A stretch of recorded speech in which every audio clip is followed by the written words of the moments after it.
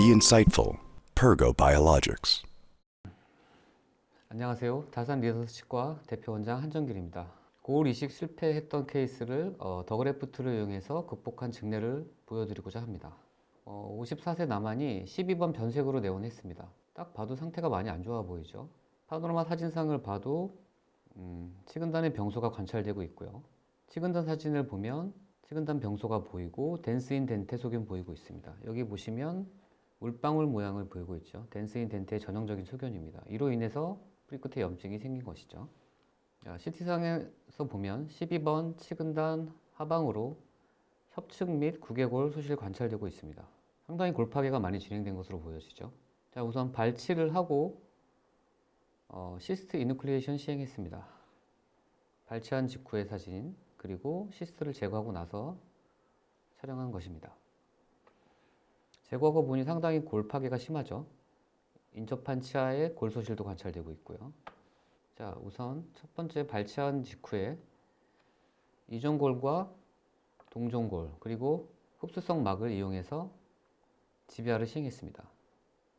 처음에 보이는 게 동종골이고요. 그 다음에 이종골, 흡수성 막을 적용을 했습니다. 수술 직후 촬영한 치근단 사진입니다. 크게 이상 소견은 보이지 않지만 자, 여기가 좀 이상해 보이죠. 파노라마 사진상에도 어느 정도 방사선 불투과 양상 보여서 큰 문제는 없어 보였습니다. 한 GBR 후 5개월 정도 경과한 시점에 촬영한 모습입니다. 협측골에 많은 흡수가 보이죠. 그동안 특이한 염증 소견이 있지는 않았으며 환자도 특별히 불편감을 호소하지는 않았습니다.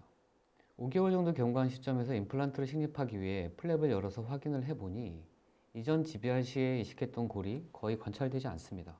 임플란트를 정확한 위치에 식립하고 보니 협측에 나사선이 거의 노출되었죠. 간신히 초기 고정을 얻을 수가 있었습니다. 동종골을 먼저 적용하고 이종골을 적용하였습니다.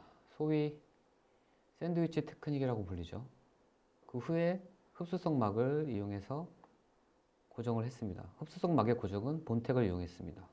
자, 여기 본텍이 관찰되고 있고 프라이머리 운드 클로저를 위해서 릴리징 이시전을 좀 주었고 열심히 수처했습니다. 치근단 사진에 보면 멤브레인 고정할 때 쓰였던 본텍이 관찰되고 있죠. 파노라마 사진상 신입한 임플란트와 흡수성 막 고정을 위해 사용되었던 본텍이 관찰됩니다. 술 후 2주 경과한 시점에서 스티치아웃 시행했습니다. 특이한 감염 소견은 보이지 않았고 정상적으로 치유되는 양상 보입니다. 임플란트 식립을 한 지 5개월 정도 경과한 시점에서 2차 수술을 하기 직전의 사진입니다. 협축골의 흡수가 보이죠. 그다지 좋아 보이지는 않습니다. 플랩을 최소한으로 열고 2차 수술을 진행을 했는데 이 노출된 임플란트의 나사선이 일부 노출된 것이 보이죠.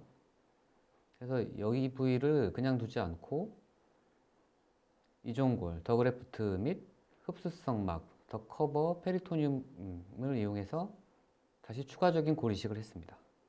이 1차 수술에서 사용했던 본텍을 따로 제거하지는 않았습니다. 크게 감염 소견이 보이거나 이러진 않았기 때문에 제거하지는 않고 힐링 어뷰트먼트를 연결해 주었습니다. 2차 수술 직후 촬영한 사진이고요. 골 흡수 없이 저 정도만 유지되면 정말 좋지 않을까라고 판단을 했는데요. 2차 수술하고 나서 약 3개월 정도 경과한 시점에서 보철이 완성되었습니다.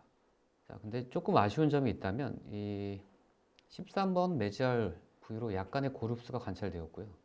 여기서 보시는 바와 같이 치은 퇴축으로 인해서 이 치은 부위를 핑크 포세린 처리를 하였습니다. 이 추가적인 연조직 이식을 고려할 수도 있겠지만 환자분께서 원치 않아 하셨기 때문에 아쉽지만 이렇게 마무리 지을 수밖에 없었습니다. 자, 보철 올라가고 나서 촬영한 파노라마 사진이고요.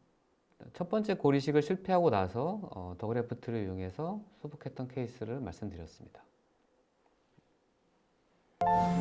Be insightful. Pergo Biologics.